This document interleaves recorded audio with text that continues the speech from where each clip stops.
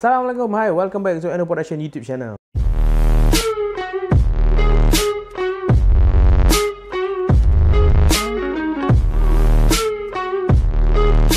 So, untuk screen review kali ni, aku nak share movie yang paling aku tunggu untuk tahun lepas sebenarnya, tapi dia keluar tahun ni. Finally, first solo Black Widow punya movie. So, Black Widow diarahkan oleh Kate Shortland. Aku rasa first kot pengarah perempuan yang arahkan filem Marvel.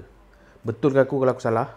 Dia sepatutnya, sepatutnya keluar tahun lepas. Tapi sebabkan COVID and everything, diorang push tarikh tu sampailah recently diorang keluarkan. And korang boleh tengok dekat Disney Plus, dekat Disney Plus Premier Access. Sebab dia keluar dekat panggung wayang dan Premier Access.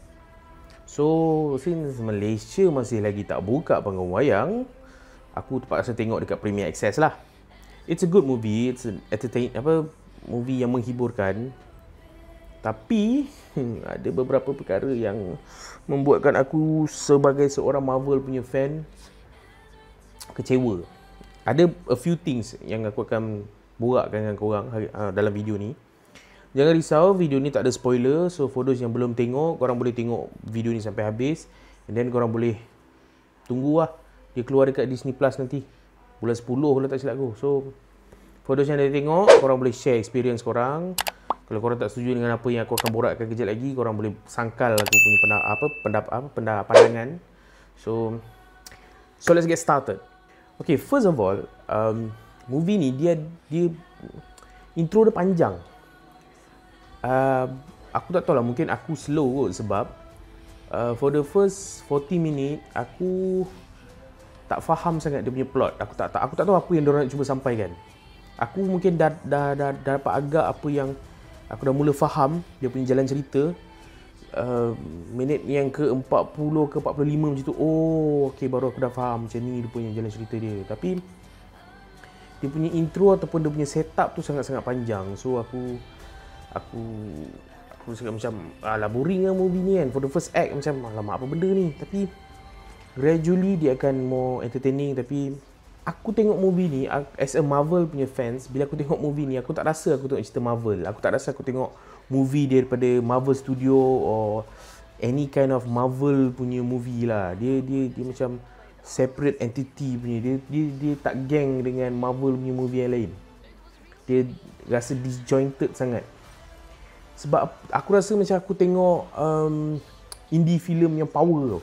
Indie film yang bajet besar, yang ada CGI yang power, ada casting yang baik, tapi bukan Marvel Universe punya movie, bukan Marvel Studios punya movie. Okay, movie ni dia ada part-part yang dia cuba jadi kelakar, dia cuba jadi komedi punya side, tapi dia punya kelakar tak macam Thor Ragnarok, dia tak kelakar macam Guardian of Galaxy, tapi dia cuba jadi kelakar. Aku tak rasa ni salah casting dia. Aku rasa dia ada line up pelakon yang power.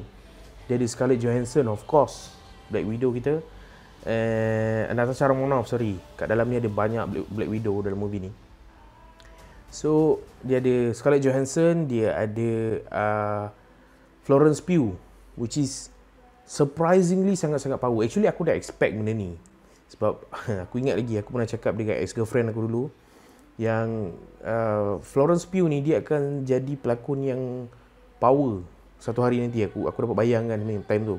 Aku first tengok dia dalam Little Woman. Dia dengan Emma Watson, dengan siapa lagi seorang aku tak ingat. Dia ada 3 yang macam jadi main actor tu. Tapi aku tak nak borak pasal Little Woman. Aku nak borak pasal Black Widow. So dari situ aku dah nampak dah Florence Pugh ni dia power berlakon. So pemilihan dia sebagai Yelena Belova ni sangat-sangat tepat lah pada aku.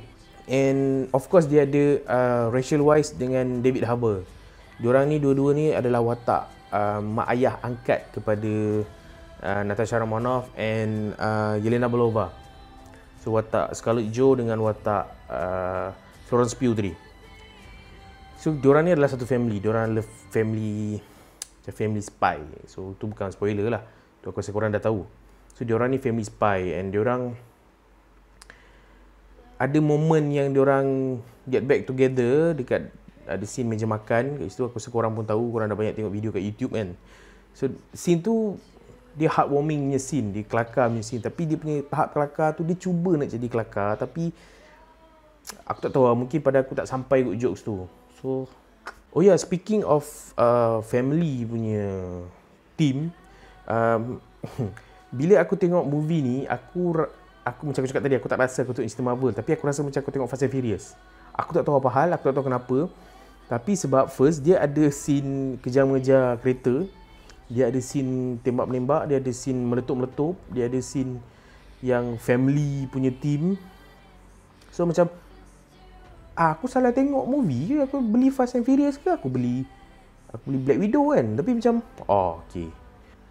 So Vin Diesel actually dah dalam Marvel punya universe. So aku rasa boleh kot kalau Fast and Furious dengan Marvel bergabung kot.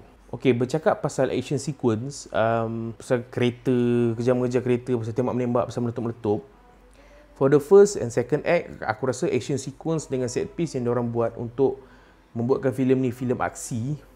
Okay, scene macam ni, setup dia macam ni. Korang boleh dapat bayangkan macam mana Tom Cruise dia setup action sequence untuk Mission Impossible. Dia tergantung helikopter, dia panjat bangunan, dia buat real. Dia tak pakai CGI sangat. Tapi untuk this movie, graf dia menurun untuk dia punya action. Aku tak tahu kenapa. For the first act, second act, for the first half lah, for the first half, dia punya action sequence pada aku sangat-sangat believable. Kereta terbalik apa semua. Dia part yang aku macam merepek yang Natasha Romanoff ni dia tak ada super power, tapi semua benda yang jadi kat dia macam tak ada apa-apa. Dia macam Thor pula tiba-tiba kan. So itu tak apa lah, itu Marvel kan, so nak buat macam mana. Tapi benda yang aku macam tak boleh terima, aku tak boleh brain is that dia punya last act of the movie, yang dia punya action sequence. Aku tak nak cakap apa benda yang jadi, tapi benda tu memang nampak sangat tak real kan. Aku tahu Marvel punya universe ni memang out of the world kan, Thanos and everything, tapi come on, diorang cuba nak jual movie ni as a grounded Marvel punya movie tau. So tak heavy sangat on action and CGI and everything. Tapi start from ada scene dekat penjara tu, start from that scene sampai habis, semua action yang dia buat pada aku merepek. Tak menepati apa yang aku expect for the first half of the movie. Sebab first half of the movie aku rasa action dia dah bagus, tapi somehow bila lepas scene tu semua benda dah jadi downhill. Aku tak tahu apa hal. Okay, benda yang paling sedih sekali dalam movie ni, which is not the scene yang sedih, tapi benda yang pada aku rasakan benda yang paling spoil lah pada aku. The movie title was Black Widow. Mungkin dia nak ceritakan pasal Black Widow itself. Dalam movie ni ada ramai Black Widow. Tapi apa yang fans nak pada tahun 2014 lagi diorang minta movie ni. Tapi apa yang diorang nak is that diorang nak Marvel ceritakan backstory Natasha Romanoff tu sendiri. Ned ni dia watak yang penting tau. Dia sama level penting dia dengan Captain America, Iron Man, Hulk, semua-semua. Dia adalah original 6 Avengers. So bila kau tak ceritakan apa yang jadi dengan Ned, dengan Natasha Romanoff ni, dia spoil lah movie ni pasal dia sepatutnya. And kau tak ceritakan. Aku tak nak cakap apa yang dia tak cerita tu. Nanti korang akan cakap aku spoilkan movie ni untuk korang. So benda tu benda yang sangat-sangat mengecewakan pada aku. Bila dah habis je movie ni, dah masuk dia punya end credit, aku sangat terkejut. Itu je ke? Macam aku tak puas hati. Aku seriously tak puas hati dengan movie ni sebab dia tak bagi tahu aku apa yang aku nak tahu pasal Black Widow, pasal Natasha Romanoff. So benda tu membuatkan aku mengharapkan ada sequel kepada Black Widow. Padahal aku tahu yang Natasha Romanoff dah mati dalam Endgame. Benda yang aku personally nak tahu juga is kenapa Natasha Romanoff berpaling tadah daripada seorang Black Widow, seorang pembunuh upahan kepada Agent Shield. Dalam movie ni dia ada bagi tahu yang apa Natasha Romanoff kena buat, apa Ned kena buat, tapi dia tak bagi tahu motivation apa yang Ned nak buat. Dia ada cakap, tapi pada aku benda tu tak cukup reason kenapa. And another benda yang aku rasa membuatkan movie ni tak setanding dengan Black Panther or Ragnarok or Civil War is that dia punya action sequence, dia punya set piece dia tak original. Dia bukannya benda yang aku tak pernah tengok set piece macam ni.